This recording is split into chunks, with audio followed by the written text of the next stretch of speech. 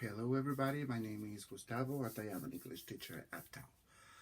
I like to tell you about a tongue twister I sent my students through my Instagram account a few weeks ago.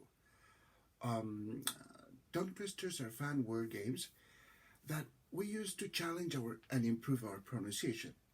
The alliteration in the phrasing allows people to concentrate the practice on one sound to help with fluency.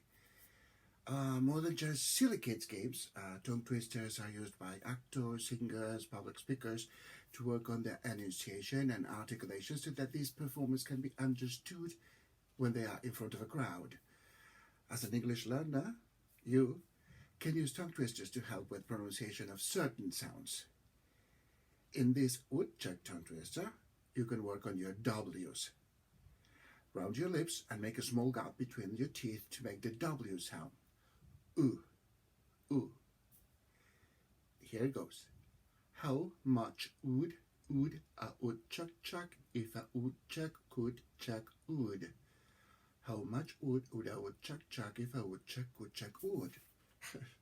A response to this could be, if that is possible, a woodchuck would chuck as much wood as a woodchuck could chuck if a woodchuck could chuck wood. Okay? A little bit strange, right?